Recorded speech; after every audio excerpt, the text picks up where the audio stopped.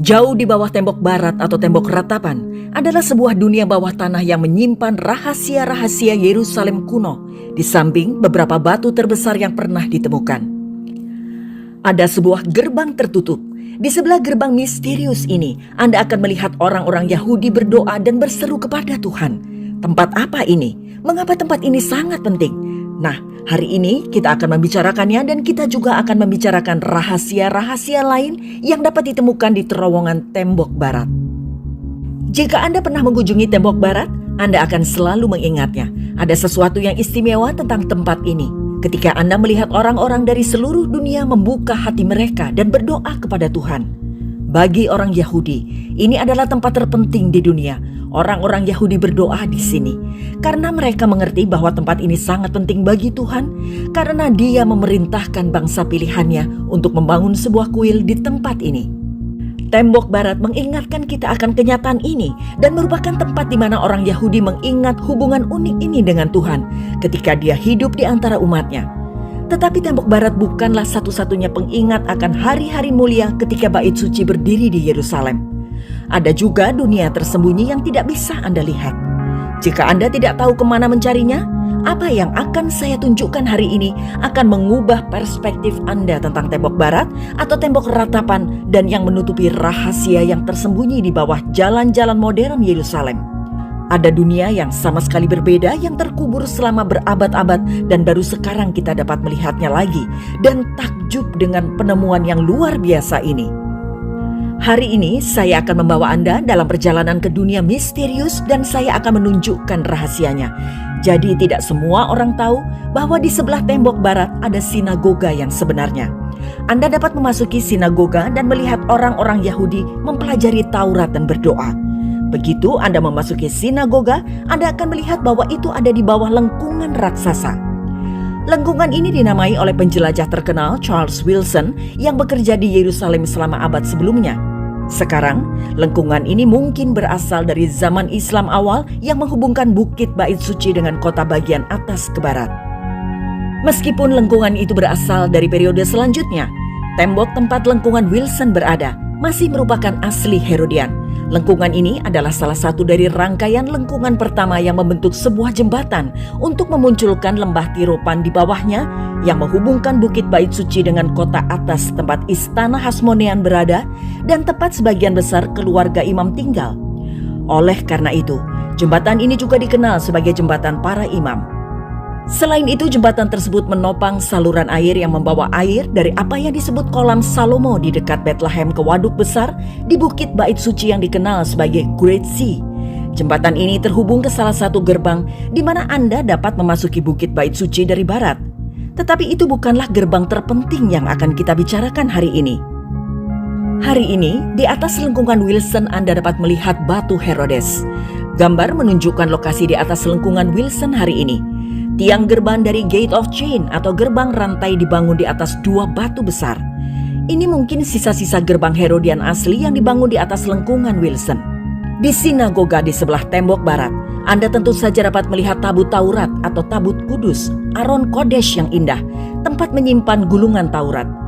Tabut adalah tempat tersuci di sinagoga. Tabut dibuka hanya pada saat doa khusus dan saat mengeluarkan Taurat untuk dibaca saat kebaktian doa. Jadi, tempat ini berfungsi sebagai sinagoga sebenarnya, tapi bukan sinagoga biasa karena letaknya di tempat yang sangat istimewa. Jika Anda melihat lebih dekat ke dasar sinagoga ini, Anda akan melihat lubang-lubang yang tertutup kaca. Saat Anda melihatnya, Anda akan takjub melihat betapa banyaknya barang yang ada di bawah. Tetapi bukan itu saja, Anda sebenarnya bisa turun dan melihat apa yang ada di sana. Jadi, mari kita turun ke bawah tanah dan melihat apa yang ada di sana. Untuk memasuki terowongan-terowongan tersebut, Anda harus membeli tiket dari Western Wall Heritage Foundation. Kantor mereka dapat dimasuki dari Western Wall Plaza. Dari sini, Anda turun dan seketika Anda akan dikejutkan dengan ukuran penemuan pertama. Di awal terowongan yang membentang di sepanjang tembok barat, Anda akan disuguhi dengan pemandangan batu raksasa. Dua dari batu itu sangat besar dan orang-orang masih mencari tahu bagaimana para pekerja Herodes memindahkan batu-batu besar ini. Batu terbesar berukuran 45 kaki panjangnya yang adalah 13,7 meter dan 12 kaki tingginya yang adalah 3,5 meter. Diperkirakan berukuran 16 kaki lebarnya yang adalah 5 meter dan berat hampir 600 ton. Bisa dibayangkan beratnya yang hampir 600 ton ini sama dengan berat 200 ekor gajah.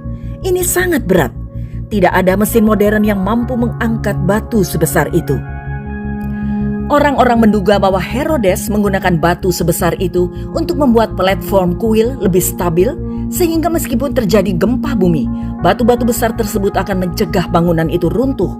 Tetapi tetap saja bagaimana mereka memindahkannya. Ada sekitar 12 jalur batu reguler di bawah balok batu besar ini, sebelum batuan dasar tercapai.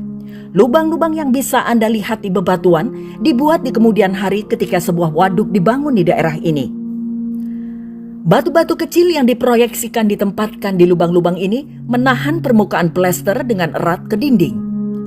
Hari ini, di atas batu besar terdapat batu yang lebih kecil yang berasal dari periode Umayyah. Tapi yang sangat menarik adalah bahwa di sebelah batu besar itu Anda juga dapat melihat gerbang misterius yang tertutup rapat. Sekarang, ini diyakini sebagai gerbang Warren atau Warren's Gate. Gerbang Warren adalah yang paling utara di sisi barat tembok. Lengkungan di atas gerbang Warren berasal dari periode waktu kemudian, tetapi tiang pintunya pasti Herodian. Sekarang, ini adalah gerbang yang sangat penting ketika Bait Suci berdiri di Bukit Bait Suci. Sumber sejarawan menunjukkan bahwa gerbang Warren digunakan untuk membuat kayu dan bahan-bahan lain yang digunakan untuk korban. Hari ini juga Anda mengunjungi situs tersebut. Anda juga akan melihat orang-orang Yahudi berdoa di sebelah lokasi gerbang Warren. Ini adalah tempat yang penting karena gerbang ini paling dekat dengan ruang Maha Kudus yang berada di Bukit Bait Suci. Gerbang Warren telah direkonstruksi dalam model ini menggunakan gerbang Parker sebagai paralel. Garis toko-toko kecil yang telah ditemukan di sepanjang tembok barat berlanjut terus ke selatan. Mungkin berlanjut di daerah ini. Karena tingkat jalan masih beberapa meter di bawah sel jalan gerbang Warren. Tangga telah dibangun kembali di sini juga untuk mencapai gerbang dari jalan itu. Jadi izinkan saya berhenti di sini dan berkomentar bahwa gerbang ini sangat penting karena ini adalah yang paling dekat dengan lokasi ruang Maha Kudus. Saat Anda lewat di sebelah gerbang ini, Anda sebenarnya sedang berdiri sangat dekat dengan tempat di mana hadirat Tuhan tinggal di antara umatnya. Menarik diketahui bahwa gerbang ini dan gerbang emas atau Golden Gate keduanya disegel.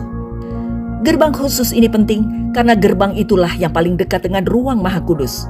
Gerbang emas itu penting karena itu adalah gerbang timur yang dengan melaluinya kemuliaan Allah akan kembali ke Yerusalem. Kita membaca tentang ini di kitab Yehezkiel. Betapa hari yang spektakuler ketika kedua gerbang itu akan terbuka dan hadirat Tuhan akan kembali hidup di Yerusalem.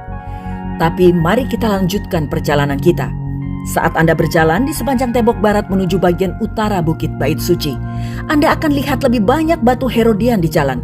Batu-batu itu dipotong dan disatukan di lokasi itu. Mereka disatukan tanpa perekat atau penjepit logam, namun sangat rapat, sehingga kadang-kadang bahkan tidak mungkin untuk meletakkan silet di antara batu-batu itu. Batu-batu tersebut diletakkan satu di atas yang lain dengan sedikit efek piramida, sehingga penonton tidak merasa seperti dinding itu akan roboh. Batu-batu itu berukuran kira-kira 1 inci atau 2,5 cm yang meredakan ketidaknyamanan psikologis akibat memandangi dinding monumental itu. Para arkeolog memperkirakan bahwa jika semua batu Herodian yang merupakan penggunaan sekunder di sekitar Yerusalem dikumpulkan bersama, hampir seluruh ketinggian tembok Bukit Bait Suci dapat dibangun kembali. Saat Anda terus berjalan, Anda akan tiba di Jalan Herodian. 65 kaki yang adalah 20 meter dari Jalan Herodian telah terlihat di ujung utara terowongan. Sisi atas memiliki balutan marginal tetapi masih memiliki permukaan yang kasar untuk mencegah terpeleset. Jalan berakhir pada titik ini seperti halnya semua tanda pemotongan batu yang terhubung dengan tembok barat. Jalan tidak pernah selesai di daerah ini karena permukaan batu besar yang tinggi yang tidak dapat disingkirkan oleh para pekerja. Tiang-tiang Herodian juga ditemukan di sepanjang sisi barat jalan. Tiang-tiang ini terdiri dari beberapa bagian dan memiliki kapital Doria yang khas dari struktur pemakaman yang terletak di sekitar Yerusalem pada periode Bait Suci kedua. Oke, jadi jalan dari zaman Herodes berakhir di sini.